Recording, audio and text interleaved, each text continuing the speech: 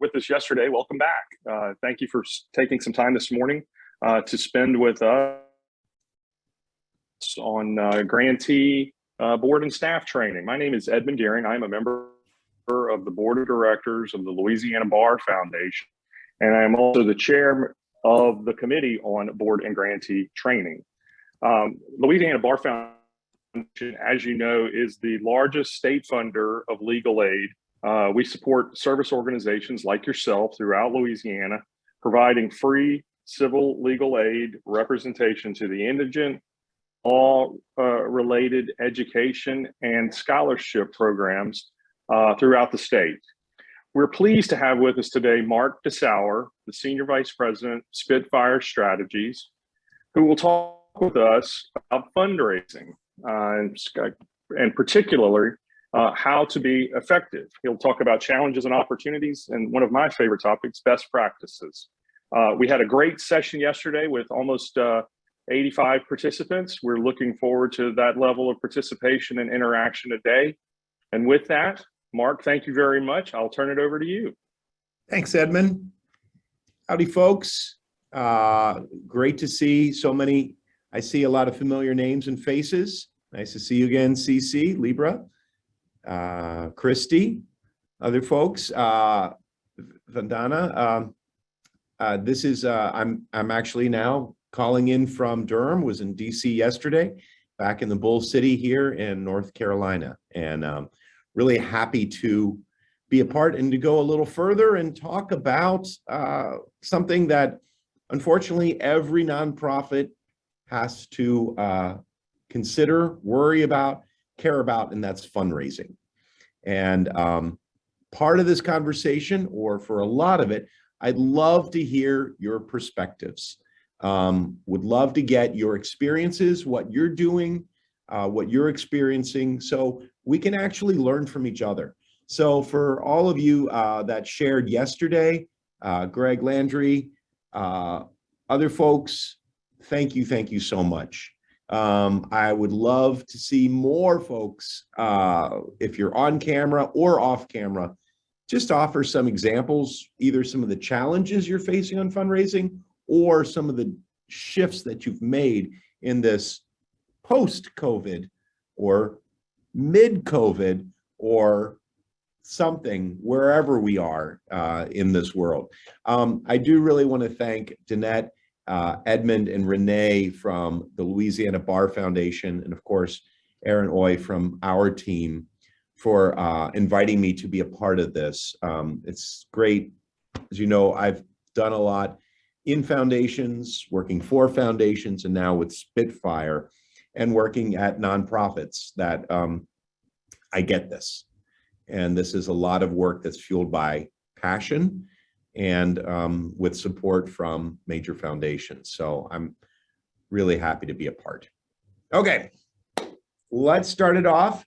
Hopefully everybody has their power restored, that a bird of unnamed origin is no longer flying around your power stations in the New Orleans area. We're here to talk a little bit about fundraising.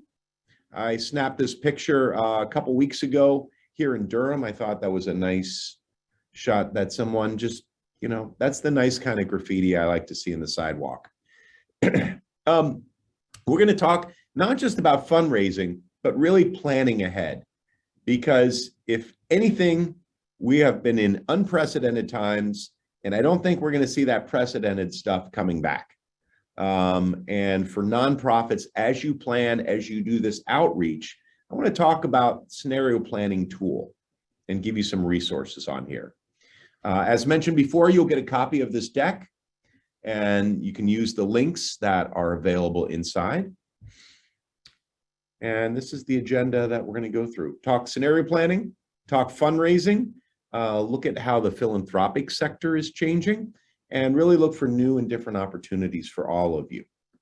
I reached out and surveyed about 300 nonprofits last year, and I asked them, what are they doing differently? This is part of a cohort that I've been working with across the country. I asked them, what are they doing differently in fundraising since COVID has hit? And these are some of the top answers. they sought outside help, really looked to because their capacity was full, to get a grant writer that's out there. They shifted all of their stuff online, virtual events, and really did a higher push on social media. I'm going to ask a show of hands. How many of you really shifted everything sort of online, virtual, and on social media? That's there. I think that's kind of universal. We all did that. Another thing is they really reimagined what major gifts were. Try to say, okay, how is this going to work? And you saw, and we'll talk about it in foundations, how they have responded in different ways. They looked into and invested into planned giving. They started doing some hybrid in-person in small groups, small one-on-one meetings with donors to really make it much more personable, as well as the online work. They sort of now prepped for another COVID wave. What are we going to do looking ahead? And this was pre-Omicron, so they were good to do that. They put a lot of planning on hold, sort of those set plans, and did more 6-month plans as opposed to annual plans. Another thing is they shifted from events to major gifts and individual donations, because nobody was having a big event over the past few years. This was something that, and I don't know if you've done this, if you do a show of hands, have you moved to more personal relationships with donors? Really invested in a deeper, with just a smaller number. Have many of you done that? Well, I'm going to ask you next what y'all have done. There's a big trend to more moving toward operational funds instead of programmatic funds, and asking for those from corporations and foundations. And they are shifting to respond for that, keeping the lights on. They're diversifying funding sources, making bigger plans for this year, and adjusting budgets and expectations along the way. And the part of that, having more personal relationships with funders, they have more honest conversations about their needs. So that is some of the top headlines that I got from working with this group of 300 nonprofits across the country. I'd love to hear from you. Unmute or put in the chat. What have you been doing differently in fundraising? What's new or different? Janine, are you doing something different?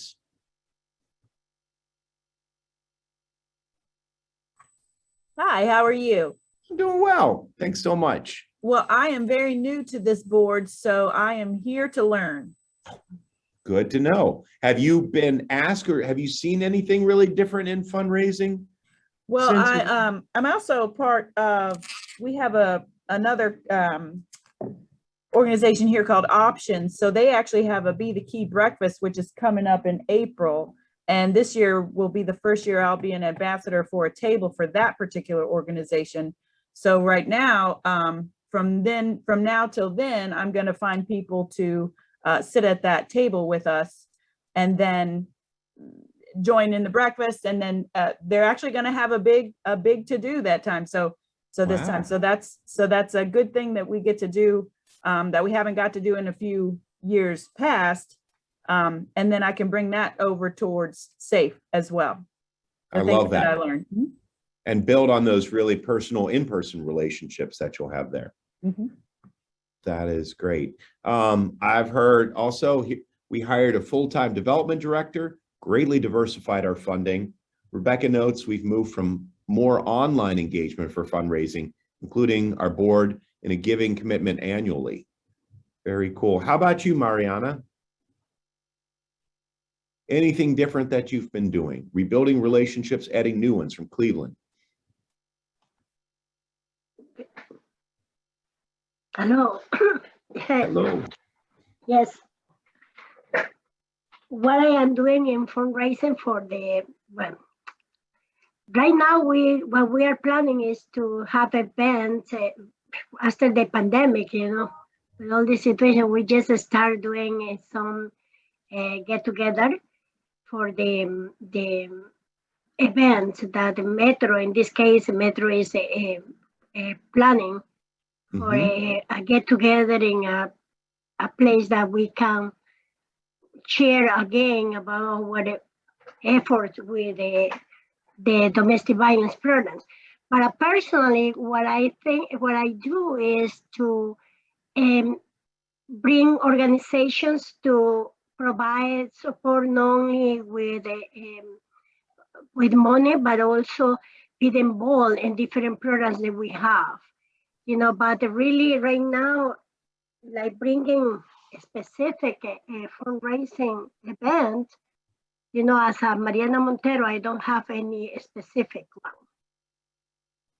one. Mariana, that is good, and I expect your in person and bringing those folks together really makes a big difference, or will make a big difference. Yeah, that is I run a nonprofit organization too. That is a Golden Change, more focuses in the Latino community for domestic violence and anger management. I really work more directly with the judge, with cases and creating a process of change for people who are in violence. Got it. Wonderful. Well, that's wonderful work. Thank you so much. Love to hear from Jed too. Jed, what have you been doing differently for fundraising?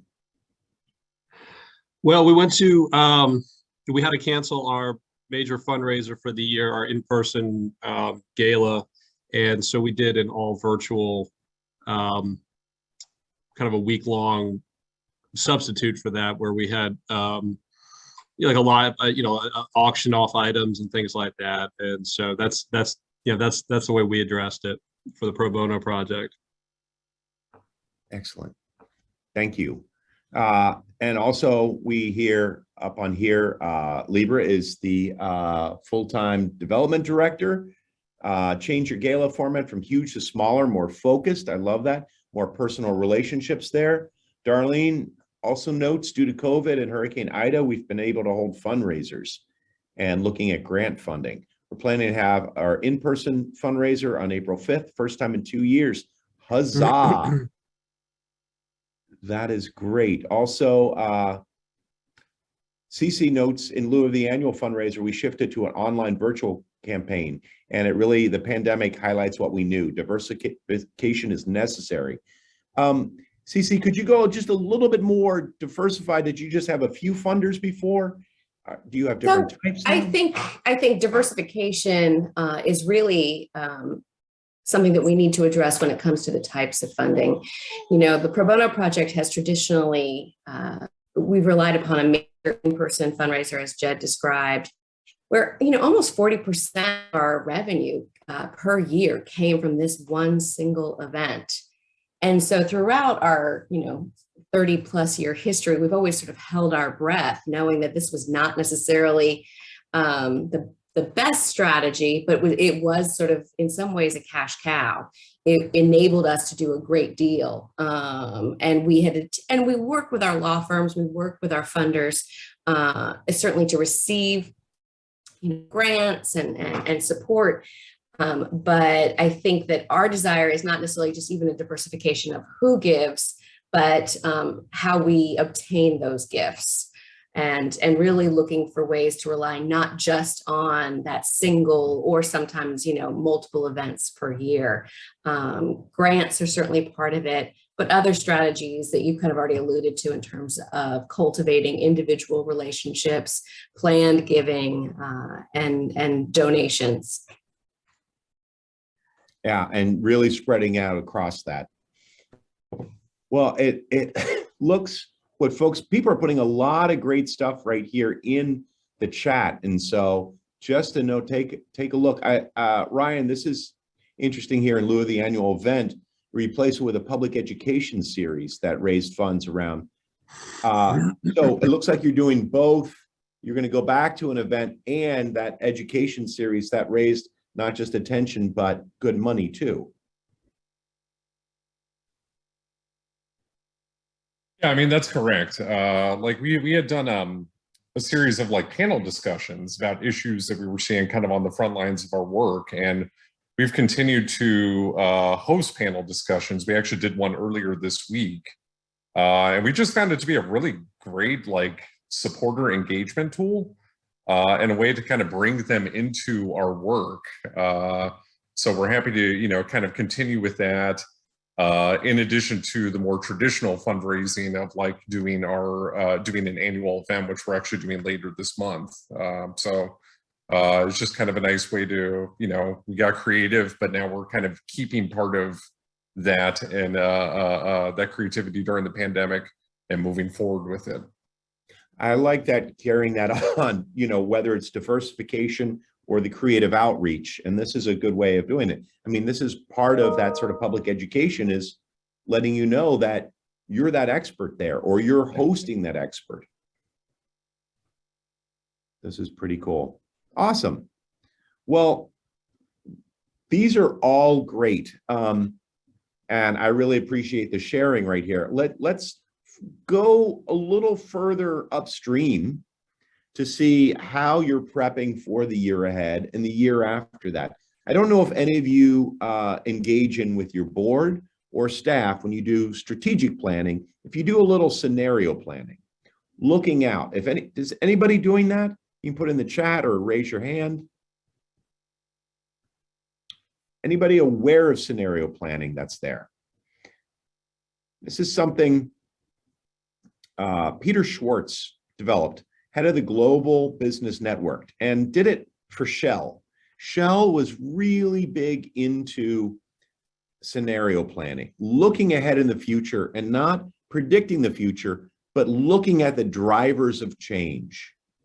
And this is something I'd love to share this tool with you, something that you could bring to a board retreat.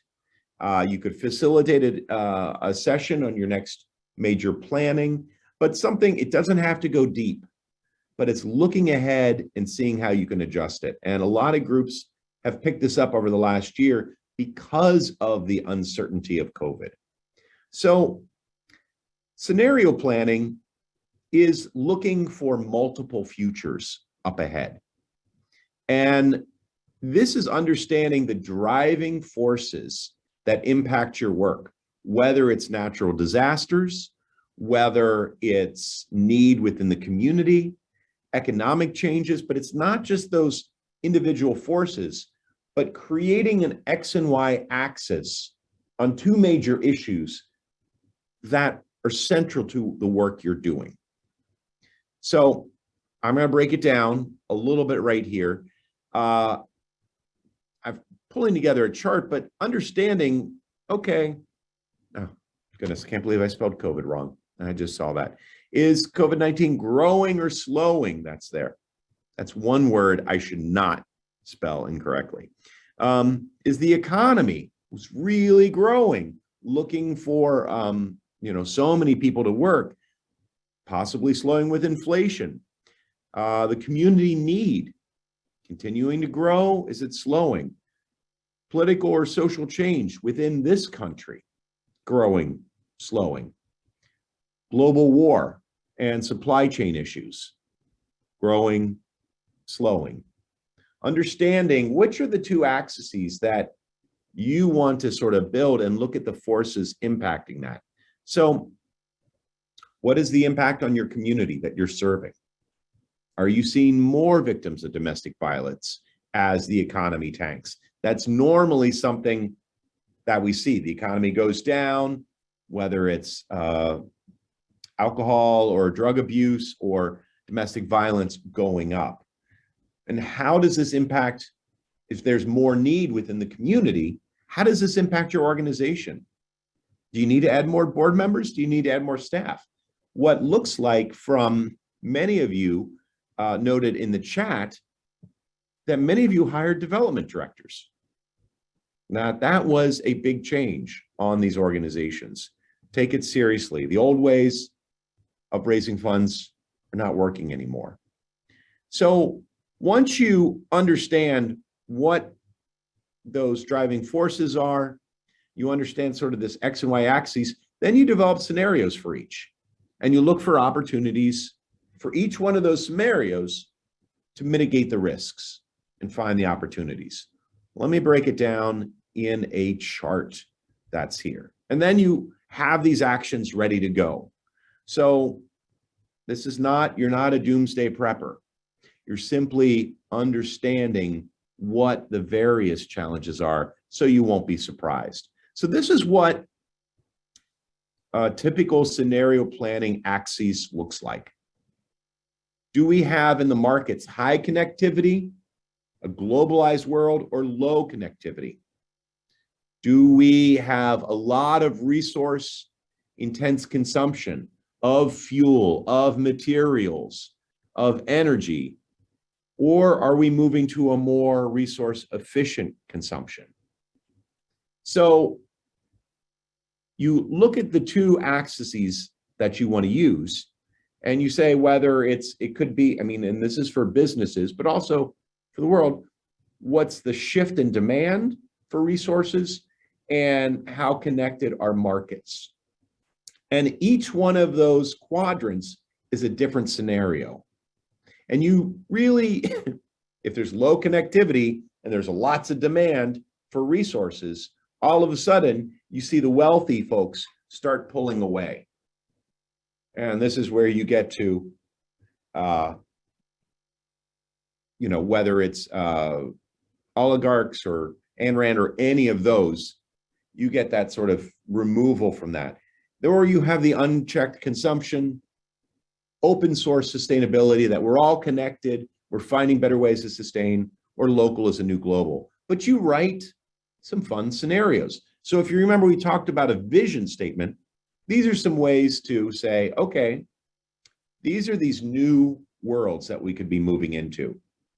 And we're not asking you to look 30 years into the future, but looking 30 months into the future and understanding what's important for your community and for your organization is key.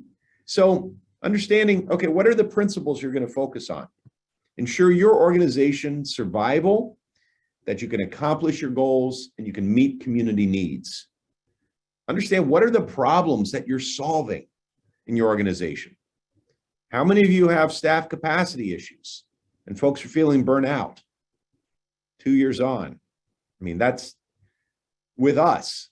And it is hard because Zoom life is 24/7. When we're working from home, it's everywhere.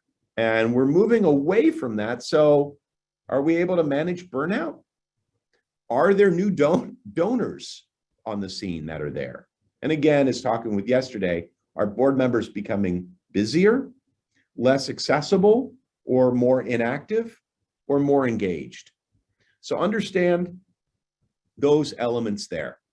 And that's where you look at what are the driving forces behind that. And then you build the scenarios for each one of those. What are the factors that impact your work the most? Community support, or is it community need? So looking at that, do you see more need or less need? Do you see political changes that are supporting it? You've seen more funding from the federal government or less? Understanding these axes allow you to say, okay, we see more community need, but less federal support. So how are we going to manage in that? Things to answer, how did COVID impact your work? Did it give you more work to do? Did you have to take on food pantry and testing and help navigators in addition to your already mission to support families? So an economy collapse in April, will that change much? Yes. How do we meet the needs there? So understand then what are the problems you need solved. Again, staff capacity, funding, any of those, and you build those scenarios. Then you monitor, simply see what's happening, and then you make those adjustments as they go. So this can be a very simple tool for you to use. And just having those discussions across your board, have a facilitated discussion about this, allows you, as you're doing planning, to see, okay, what do we see up in 2022? What do we see in 2023? And I would guess for many nonprofits that I've worked with, it's community demand, more or less, or different or less, and funding sources, diversified funding, limited funding. And how do you work with staff? How do you work for planning? How do you work within the community for all of that? This is an example right here from last year that a group worked on. There's more coronavirus in the community or a limited direct impact in the community. Are you impacting you as an employer, or are you more of a program provider? So these are some of the quadrants and ideas for this. Here's the tips for scenario planning. We'll move on to fundraising here. But simply commit time and partners there to do this planning when you have a retreat. Really orient everybody. What are the questions you need answered for the next 2 or 3 years? And then understand what the X and Y axis is and develop scenarios for multiple cases based on those drivers. And then rate the level of importance and risk for those. And then incorporate them in your plans. If you look at what's here on the right, under funding, you're breaking down your diversity of funding. School contracts, 60% of total revenue. Corporate grants, 30%. Foundation grants, 10%. And then understanding what's the level of importance for those and what's the level of risk. And that's where you start letting this information impact your plans, your funding plans, your staffing plans, maybe even changing your mission. So hopefully this is a way, a little tool that you can use just going forward. You'll get a copy of this deck, and I have links to other scenarios, scenario planning, living in the future, are from like Harvard Business Review, Management Center, Deloitte and Salesforce, nonprofit scenario planning. All of these things have done a really great job at giving you some guidelines or tools to plan for the future. All right, any questions? I would love to do an instant evaluation, so bear with me here. And I am completely fine. On a scale from 1 to 10, 10 means we're gonna do scenario planning. 1 is like, seriously, I do not need one more thing added to my agenda and my work. We have enough just bailing out the water here. Just put in the chat, what do you think between 1 and 10? How interested are you in scenario planning or not? So just for planning, I know you have 2022 already in the books planned, but for other folks, just drop it in. And I am perfectly fine if I see 1s or even negative numbers. Or just mildly interested at 5. This is super helpful. This is a great way, and something that we do at Spitfire is we look at, for clients, larger issues that are out there. And we try to look at all the relevant drivers. What are the drivers of change that might impact that issue? What do they need to be prepared for? Because good communications is really about good strategy. That's why we're a strategic communications firm. We just don't do viral TikToks. But we do pay attention to what they're saying on TikTok, because that could be an important driver, or do the right dances. I can't do the TikTok dances. I'll leave that for my kids. Okay. Thanks, folks. This is great to see some level of interest in there. And I really appreciate that. So you'll get resources for that. All right. Let's talk about fundraising. Why we're all here.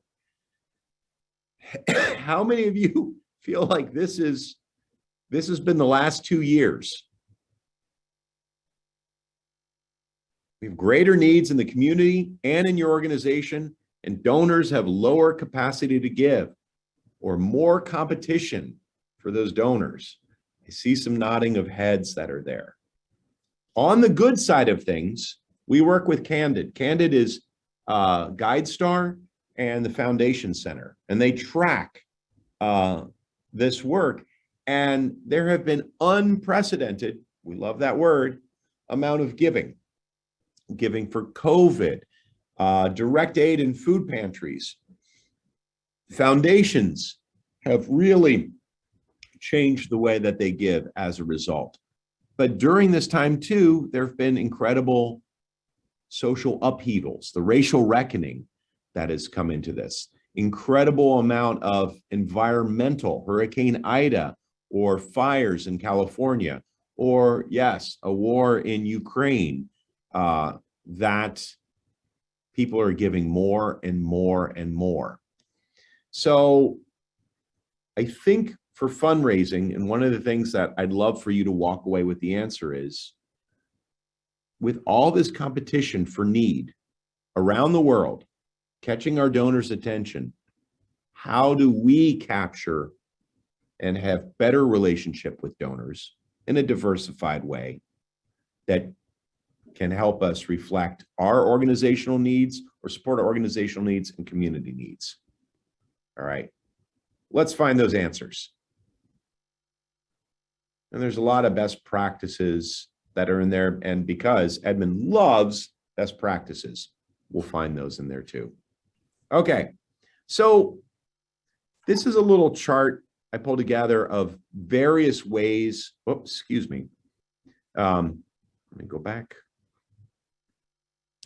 Various fundraising tools, opportunities that folks can do. Major gift fundraising. That's when you get someone in there for development, looking to talk to high value individual donors, funders. Donor-centered stewardship, having those relationships with donors, having them a part of the board, planning, part of the organization. New donor acquisition and attention, online fundraising, peer-to-peer fundraising, monthly giving, and grants and government support. Is there anything that you're doing that's not on this list? Throw it into the chat. If there's something that you're doing there. I would like to say, this is Brittany. Hey, Brittany. Can you hear? Yes. Okay. I actually have again, I'm new to the board, so I haven't been a part of like the fundraising here, but I have a best friend that lives in California that she's going through cancer right now. So they actually put on a fundraiser for her, and the way that they did it was marvelous. They did an online website where they had a silent auction. So they got donors from inside of the city, from businesses to provide gift cards, to actual personnel to provide goods for this silent auction. In addition to that, they made a website with apparel Wow. that was directly related to the cause. And they put on a spaghetti kind of meal. So you can buy a plate of spaghetti. And in one day, without the apparel sales, but just the silent auction and spaghetti sales, you were able to actually bid on the auction items no matter what state you were in. So it got shared across the United States. Oh my God. And you still bid on the items, and they would ship it to you for free.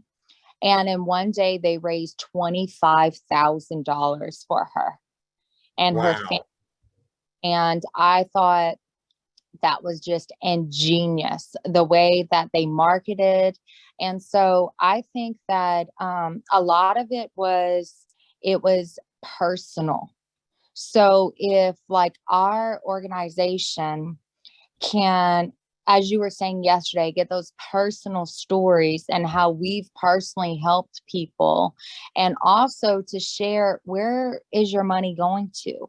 You know, hey, we have, you know, buckets of clothes for infants that come in that maybe only came with what they wear, or we have clothes for mothers, we have food, we have all of these things. This is where your money is going. And that makes it personal to people. And I think that if we could do something of that nature, I think that it would really, really be successful, not only to in our personal community, but share it with other communities, with other states, and get everybody involved. Because social media, it went like rapid fire. I mean, they did it on Facebook first. Just shared across the United States. We had donors from Hawaii all the way up to Virginia. Wow. It was awesome. And was there a really great story involved, Brittany, on that? Is it like that got people? Was it a video that was really meaningful? Like, what was it? This is the second time that she's had cancer.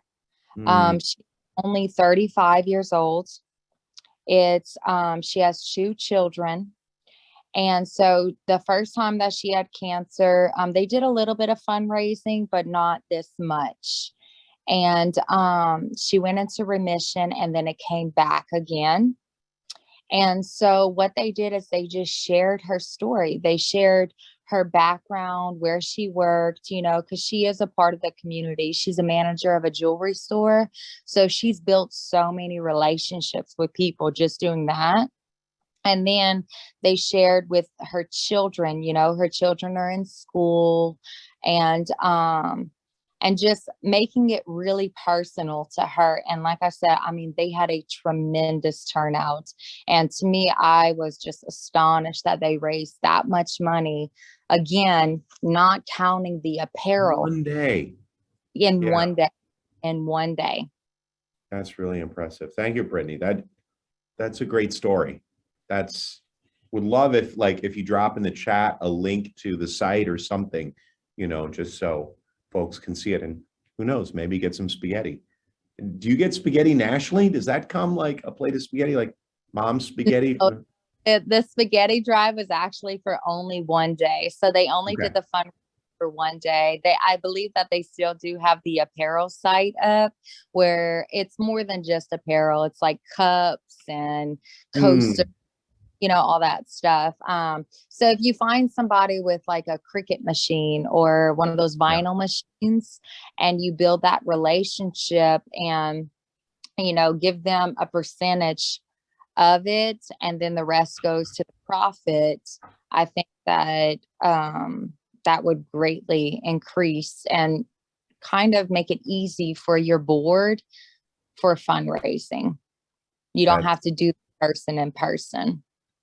Yeah, well, that is a really nice, that's a really nice story and way to do that. And wow, in one day, really impressive.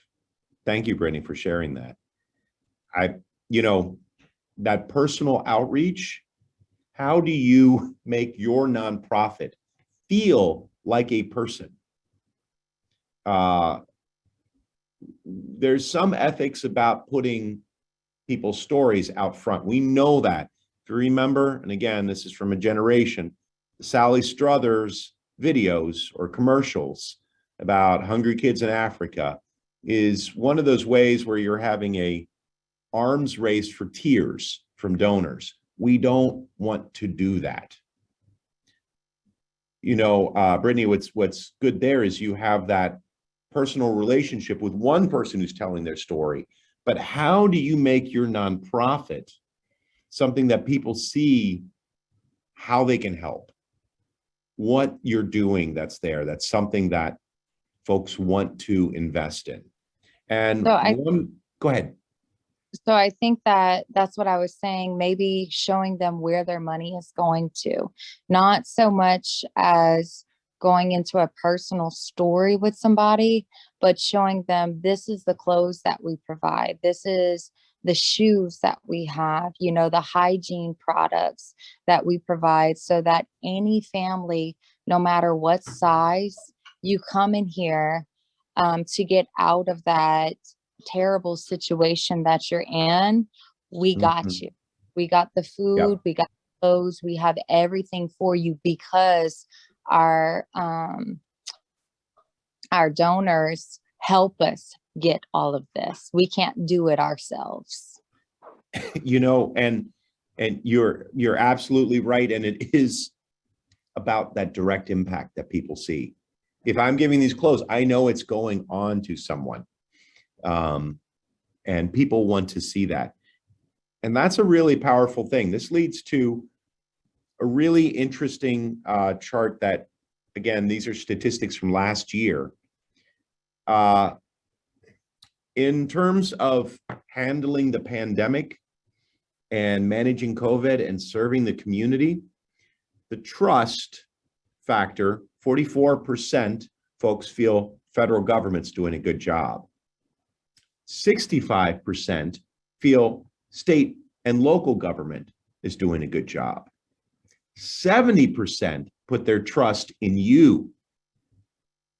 This is really important.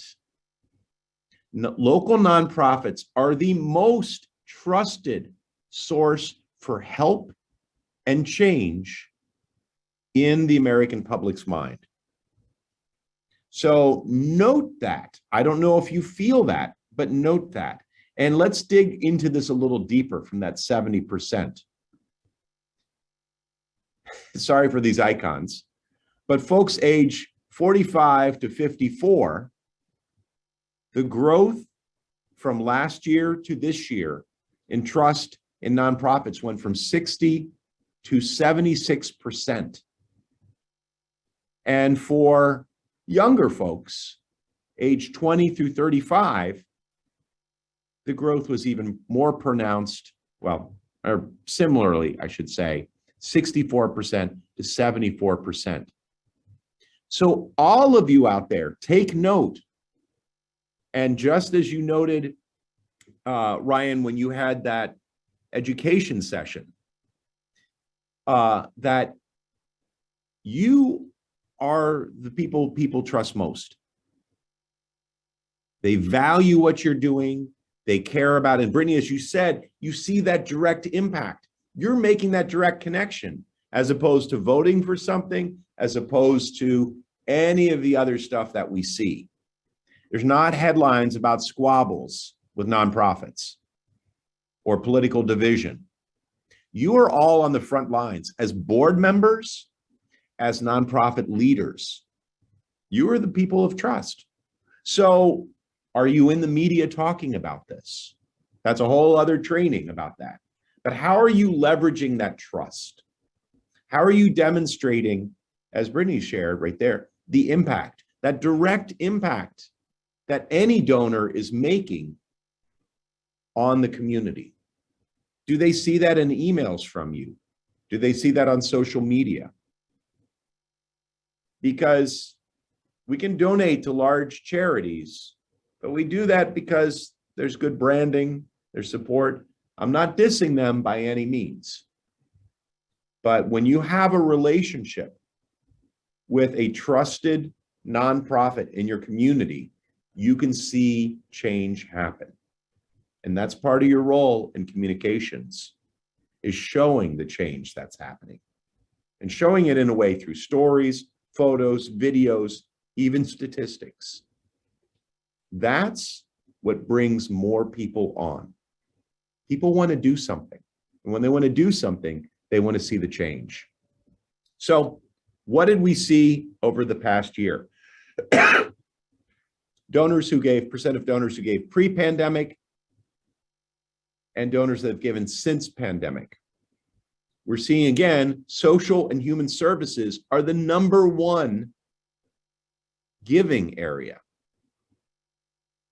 I am heartbroken for arts and education and even for the environment, because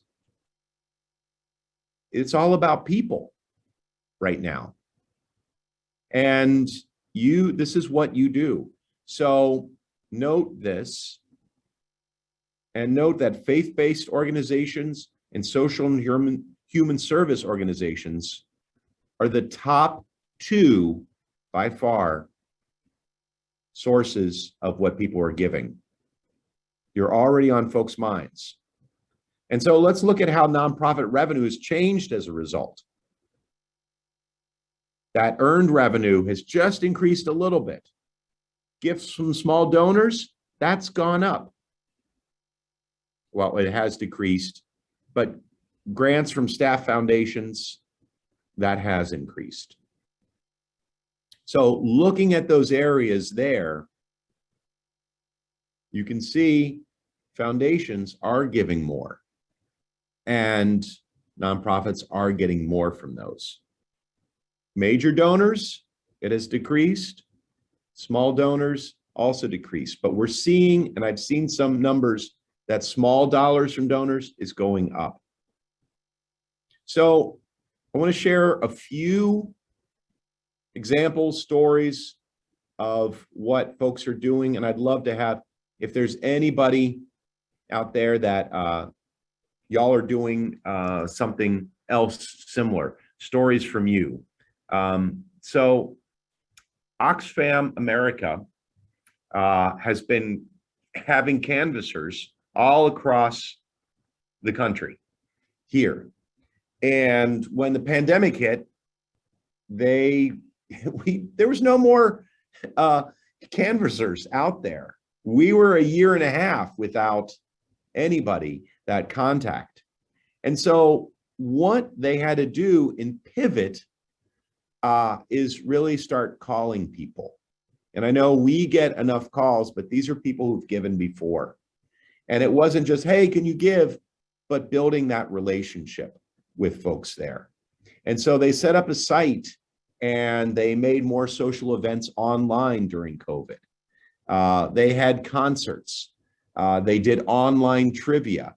And they really tried to move a lot of their population and people it supported externally online to feel like a part of this organization.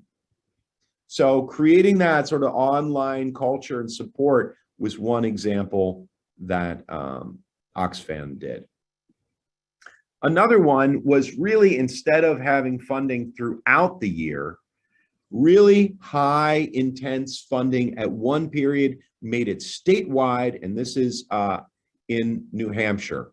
New Hampshire gives their Giving Day, and we get Giving Days nationally and statewide, but they really made this a competition, and they put it out on social media. They hit newspapers and the media that's there, and they really showcased what they're doing for that day. So they made this one Giving Day a huge event and really focused everybody's attention, because we know this, our attention is so scattered. There is a new major something happening every other day or every day.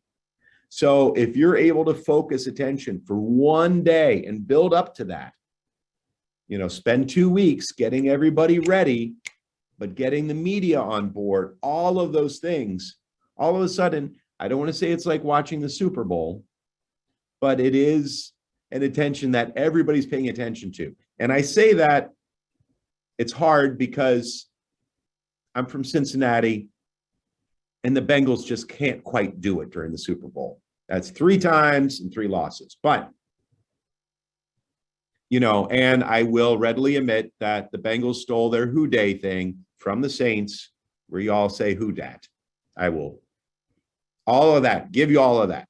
Okay, so this is something statewide here, and they're looking at different parts of the state and really building this larger statewide competition for this. did it online and did it. The other thing is really, how do you shift for the pandemic?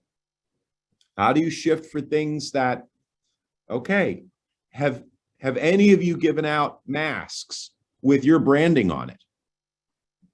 And so that. Yes, Louise, who dat? That's the original one. Absolutely. But this is something the Human Rights Campaign did, branded masks, and people bought them. People want that branding on there. And they made an incredible amount of money raising for masks. So really tailoring for those times. So I want you all to think there's going to be a lot more events starting now, going ahead. We just saw in the chat, there's something in April 6th.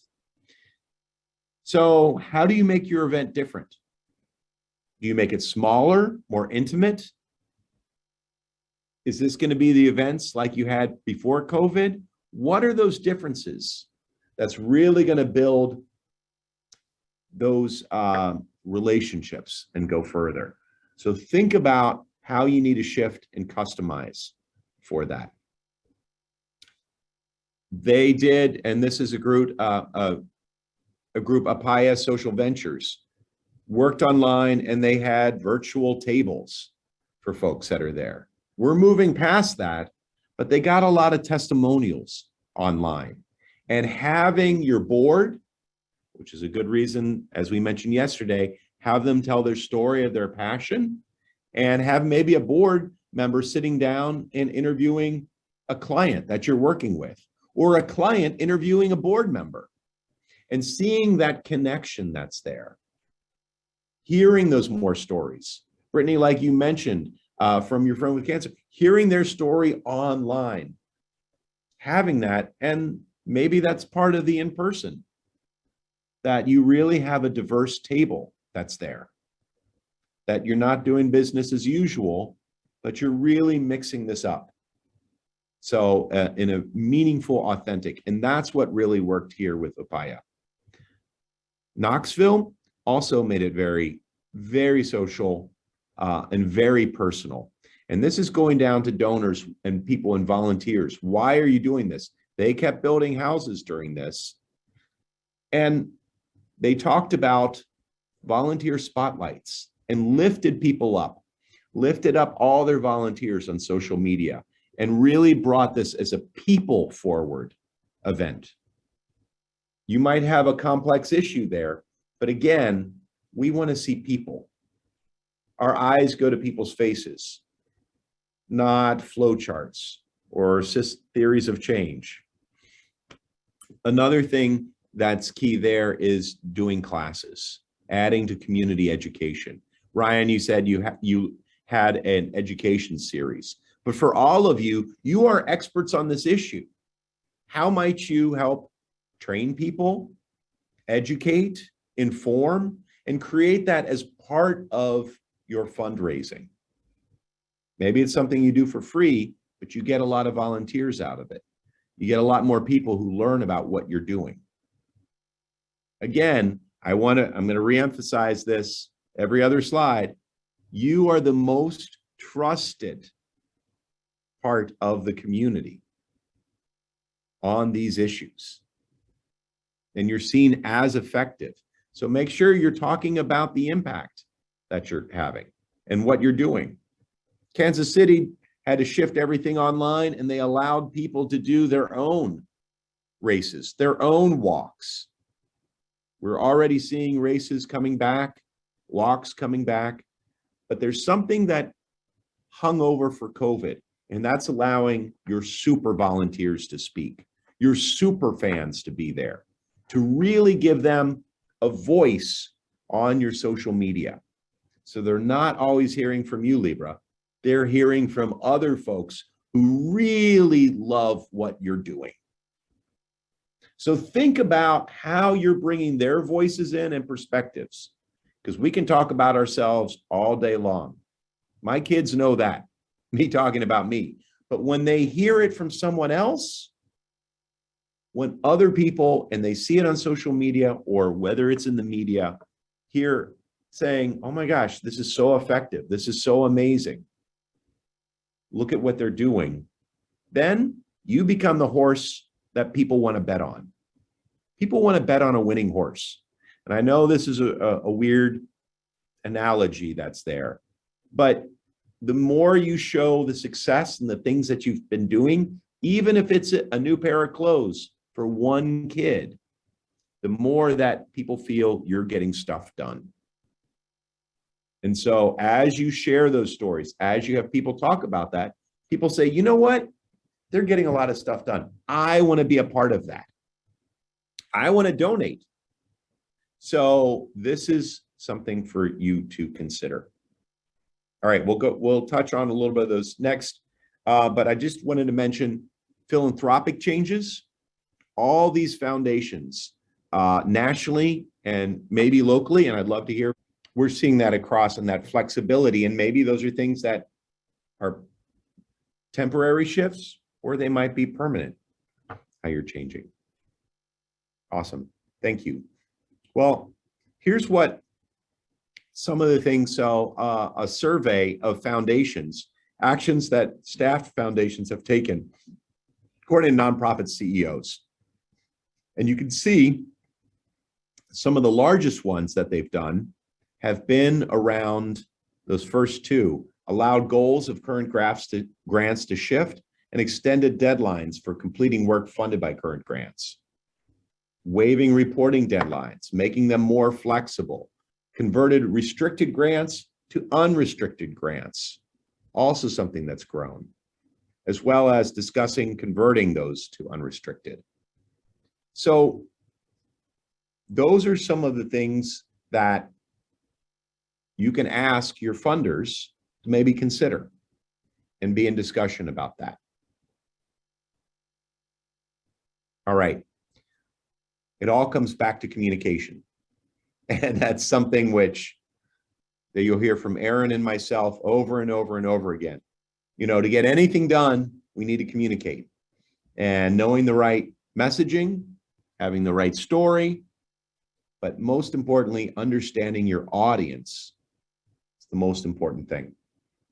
So we can't just say donors, because someone who gives $5 million or $5,000, it's going to be different messaging you use for someone who gives $5. So understand and really segment your audience. Understand what they care about. Where do they currently donate? How can you get more of that or new donors there?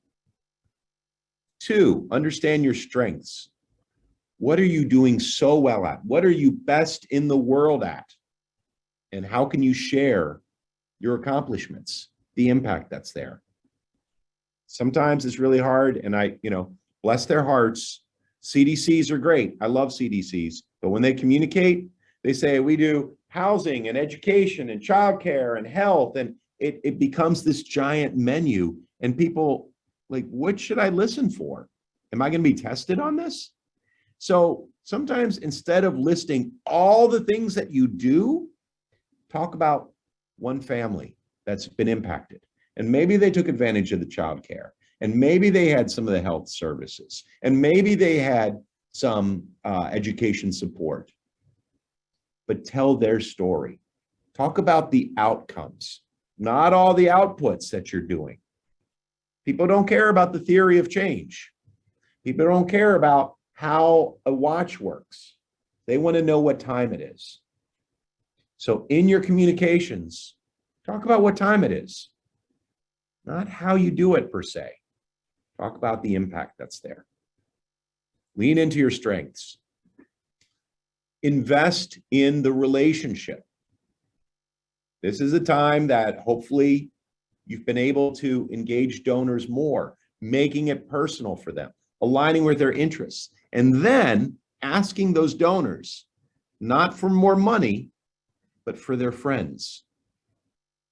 Who are the people that look up to those donors, that they can feel like they're bringing on their own team to support you, their peers, their network? So Libra, you had a great example yesterday with your board chair and bringing in this dinner. and having people all sitting down at the table, they've all now become friends of your organization. It's not just the board chair, but it's their community. One other thing to note about that event was that we had 3 of our clients come and speak. So it was their narrative, their story, that no one can tell better than they can. And also they talked about how important IPNO is to them. And so, A plus B equals C, right? Right, right. And in that case, C equaled money. We all want to get to C, but you're right. It is not an immediate, it's not A to B. You've got to build that relationship and go. We don't just swipe right on donors right now and get the money like that. Tap into community leaders, get their perspective and support. What are they saying about your organization? How can you get them to speak to the media, to other donors about what you're doing? So again, it's not you as the usual suspect talking about what you're doing. Lift up hope and inspiration for what works. We are already doom scrolling. There is so much harsh, negative, challenging news out there. Instead of lifting up the problems there, lifting up the hope, the stories of hope and inspiration. And maybe that's one of the reasons you do this already, why you're more trusted than state and local government or federal government in solving things, because you're about solving things. You're not about selling widgets. You're about solving problems and making life better. Share your vision, that vision story that's there. Show your progress, that impact that you've made. Make it easy for any of your supporters to feel good about giving, donating, and being part of your organization's family. Make it popular to support you. Show that other people are doing this, that they're coming to these parties. If you're having these events, maybe you have 5 events. They're small, but you hype them up and people hear about these and really want to be a part. And make it easy for people to support. I think National Public Radio is genius with their sustainer outreach. You can donate, they have their fund drives and all of that, or you can just give $5 a month, buy me 1 coffee, buy me 1 beignet, a month, and there you go. You've got a whole set of people supporting you, buying you 1 coffee a month. And they're already on board, because it's a lot easier to give $5 a month than can I have $100 or $60? So that's sort of the social math that you can employ in asking for support, and make it easy to give. Easy to give online. Swipe it with, having a square on the end of your phone that people can just easily and quickly donate. Those are the things that help you grow your fundraising across the board. And be nimble. These are some quotes from the survey that I did. Getting more unrestricted general operating support from corporate and foundation partners. And instead of sort of the monthly newsletter, having a short weekly blast about what's going on. And it doesn't have to be everything. People don't read 4 pages. Honestly, those newsletters, we want the headlines. Do they make me feel good about what's going on? Are you educating me?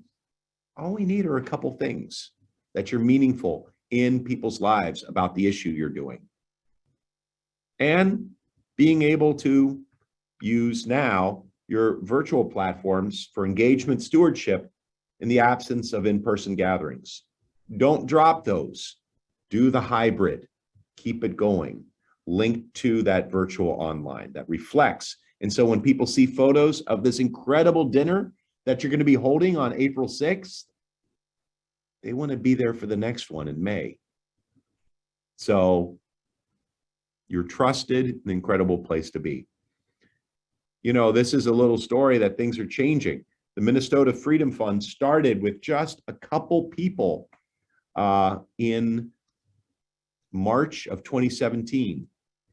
After George Floyd was murdered, they had $33 million by July 2020. They had to ramp up and they had to understand, how are we doing this? So during all of this change, you've got to keep communicating and you've got to keep talking about what's happening. You need that level of engagement in the midst of this tremendous change. And there's a lot of change that's going to continue to happen as you're engaging. And a lot more people, and particularly from younger generations, want to do something.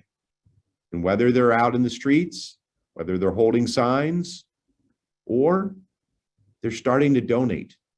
So 20% of young people, 18 to 30, made donations to address racial inequality after the death of George Floyd. This is unprecedented. Again, with that word, Mark, but that is what folks are doing. And so how do you keep their attention and show that you are solving problems and that you are trusted and that you are sharing stories of impact, of people, and of real change? That's what gets the fundraising. That's what gets the attention. And that is what makes for a strong, strong organization. All right. We are at the end of the slides here. Before we wrap things up, are there any questions, fundraising questions, scenario planning questions, Bengal questions? Yes, Janine. So you had mentioned about kind of evolving with the change of certain things. I work in printing and marketing in my day job.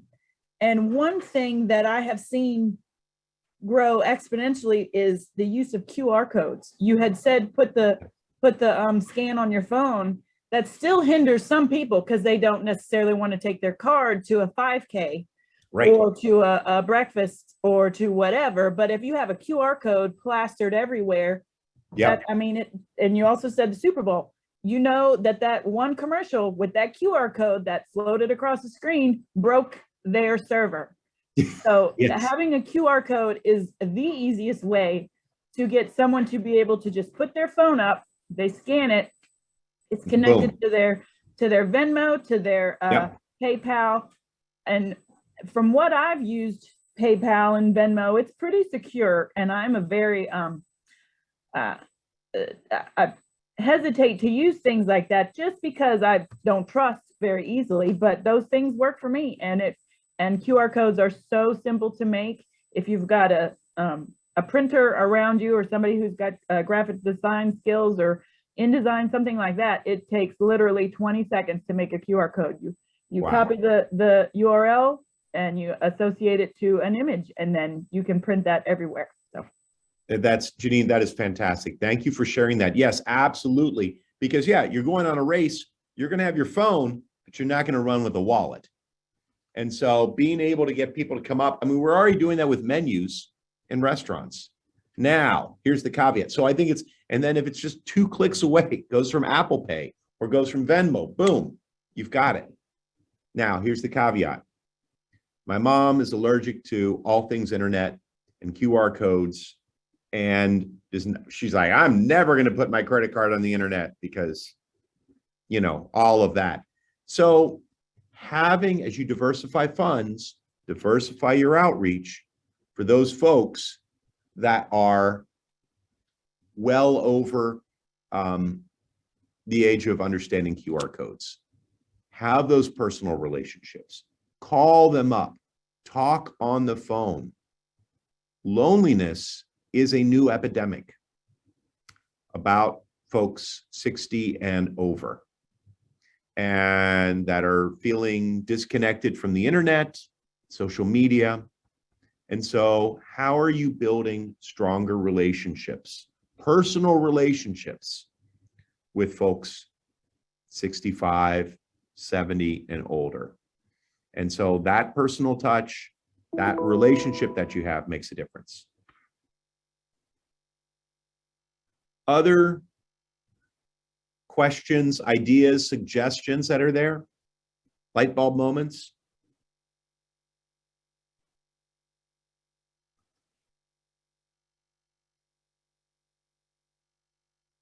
Janine, thanks so much. Yes, QR codes. I have a bunch of links on here. Fundraising platforms, free fundraising. These are not sponsored. This is just what I've pulled, what have been ranked best. Special event insurance that you might have for all these events that you're holding. As a reminder, a summary, scenario planning, it's key. Set time for it. Build this into your strategic planning. Or why do we do strategic planning only one time a year? When I worked at Blue Cross's Foundation, I set up a mid-year, sort of a June, let's check in. Everything that we worked on, is that going okay? You know, any chance to have a retreat, go out, be out of the office, hands up for that. I'm all into that. But have talk, what's working? What didn't work? What do we need to be aware of for the fall? What do we need to be aware of and change for planning for next year? So set time for planning, determine what the drivers are that you're looking at, the X and Y axis, build out scenarios, and just keep it updated as you check in. Fundraising, engage supporters, whether virtual or in person. Adjust your budget for this work. Hire people to do this work. That's their main focus. Talk about the change and need to funders. Have that relationship to say, we need you to adjust grant requirements or the reporting or the end or making this unrestricted. Make sure that you share what you do. Share that impact that's there. Have small manageable goals, benchmarks, and go deep with your past supporters and build those relationships. These are some of the top things of many things. And then we can get out and celebrate and continue to celebrate, because I think you live in a state that celebration is something you do a lot. And I really, really appreciate that. Well, we've come to the end of this parade. It's our 2 days of joy on Zoom land. And I want to thank all of you for your time, attention, questions, and stories. We are very fortunate to be able to work with the Louisiana Bar Foundation. And Aaron and I are here to help answer any questions, support well beyond this. You'll get a copy of the deck, and you have incredible people there with Renee and Danette. So thank you all. Oh, and Edmund. You can't forget Edmund. All right. Keep those birds and balloons and other things out of your electrical systems there, and have a great weekend. Renee?